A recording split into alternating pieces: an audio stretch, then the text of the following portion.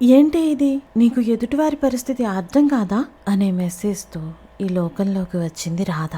ఆ మెసేజ్ చూస్తూనే కళ్ళలో నుండి గోదావరి పొంగుతున్నట్టు వరదగా వస్తున్న కన్నీరు, మసగబారిన కనులు తుడుచుకుంటూ మనసులో బాధ ఎలా వ్యక్తం చేయాలో తెలియదు. ఎంతగానో అతగాడి కోసం ఎదురు చూసి అలసట అనేది లేకుండా ఏ క్షణమైనా తనకు గుర్తొస్తానేమో అని ఆశించిన తనకు ఇలాంటి మాటలు వినాల్సి వస్తుందని అనుకోలేదు. రాధ ఒక మధ్యతరగతి అమ్మాయి. అందరితో నవ్వుతూ మాట్లాడుతూ చాలా హ్యాపీగా సాగిపోయే జీవితం తనది. బ్యాచిలర్ డిగ్రీ కంప్లీట్ చేసి తండ్రికి ఎంతో కొంత చేదోడు వాదోడుగా ఉండాలన్నది తన కోరిక.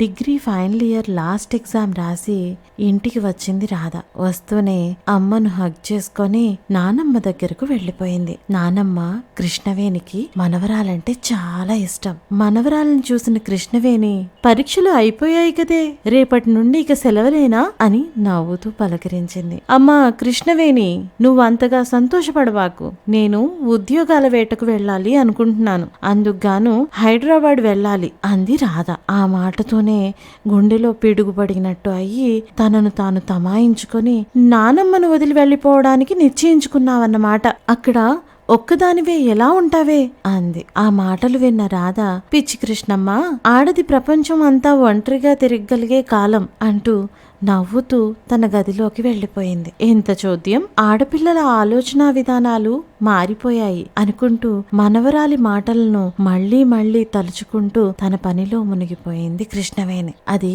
రాత్రి 9 అయింది. అందరూ భోజనాలు కానిచ్చేసి ఆరు బయట పెరట్లో మంచాలు వేసుకుని కబుర్లు చెప్పుకుంటున్నారు. రాధ తండ్రి పక్కలో చేరి నాన్న అని పిలిచింది చిన్నగా. ఏంట్రా చెప్పు అన్నాడు గోపాలరావు కూతురు మాటలు విని. మరేమో అని చెప్పబోతుండగా కృష్ణవేణి అందుకుని, గొనుగుతున్నావేంటే, చెప్పు మీ నాన్నకు ఆ విషయం అంది. దానికి రాధ, నువ్వు ఆగమ్మా కృష్ణమ్మ, నా కొంప ముంచెట్టు ఉన్నావు, నేను అడుగుతున్నాగా నాన్నను అని చిన్నగా కసిరింది. మనవరాలి చేష్టలకు చిన్నగా నవ్వుకుంది కృష్ణవేణి. అదే నాన్న, డిగ్రీ ఎగ్జామ్స్ అయిపోయాయి కదా అంది సాగతీస్తూ. హాన్ అయిపోయాయి, బాగానే రాసా అన్నావు కదరా, ఇంకేంటి అన్నాడు తండ్రి. అదే నాన్న, రిజల్ట్స్ కూడా వచ్చేస్తాయి. మరి నేను జాబ్ వెతుక్కోవడానికి హైదరాబాద్ వెళ్దాం అనుకుంటున్నాను అని మీరు అంగీకరిస్తే అంది నెమ్మదిగా. ఏం సమాధానం వస్తుందో తండ్రి దగ్గర నుండి అని ఆలోచిస్తూ.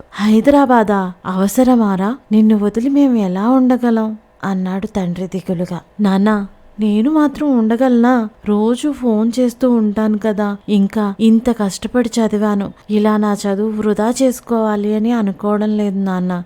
మీరు అర్థం చేసుకోకపోతే ఇంకెవరు అర్థం చేసుకుంటారు అంటూ. ఆ మాటలకి, నీ ఇష్టం తల్లి, నువ్వు ఇంకా చిన్నపిల్లవేం కాదు, ఇండివిడ్యువల్ గా ఆలోచించి నిర్ణయాలు తీసుకోగలిగే మెచ్యూరిటీ నీకు ఉంది. కానీ రిజల్ట్స్ వచ్చే వరకు మాతో సరదాగా గడిపి వెళ్దువులే అన్న నాన్న మాటలకు ఎగిరి గంతేసి, లవ్ యూ నాన్న అని నాన్నమ్మ బుగ్గలు గిల్లి అమ్మను హగ్ చేసుకొని ఏవేవో విషయాలు ఆలోచిస్తూ అలా నిద్రలోకి జారిపోయింది రాధ. మరునాడు ఉదయం గోరింటాకు తీసుకుని వచ్చింది సృజన. వస్తూనే, ఏమైంది, మీ నాన్నను అడిగావా అని అడిగింది. అడగడం, నాన్న ఒప్పుకోవడం అన్నీ జరిగిపోయాయి అన్నట్టు చూసింది రాధ. మరి ఇంకనే ఎక్కడ ఉండాలో ఏంటో ప్లాన్ చేసుకున్నావా అంది సృజన. ఇంకా లేదు, కానీ నాన్నకు తెలిసిన వాళ్ళు ఉన్నారని చెప్పారు. నాకు మాత్రం అయిన వాళ్ళ దగ్గర ఉండడం కంటే హాస్టల్లో ఉంటేనే వాళ్లకు మనకు మంచిది, ఎలాంటి డిస్టర్బెన్స్ ఉండదు అనిపిస్తుంది అంది రాధ.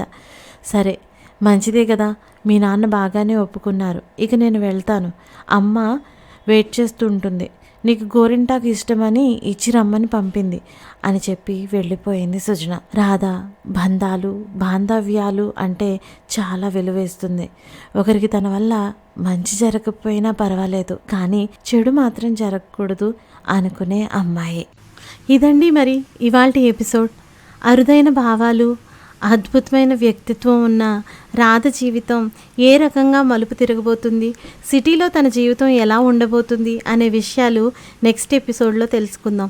ఇప్పటికీ మీకు ఈ ఎపిసోడ్ నచ్చింది అని అనుకుంటున్నాను. ఈ ఎపిసోడ్ నచ్చినట్లయితే కనుక లైక్ చేసి, షేర్ చేసి, కొత్త వాళ్ళైతే కనుక నా ఛానల్ని సబ్స్క్రైబ్ చేసుకుని మీ సపోర్ట్ని నాకు అందిస్తారని ఆశిస్తున్నాను. Thank you so much.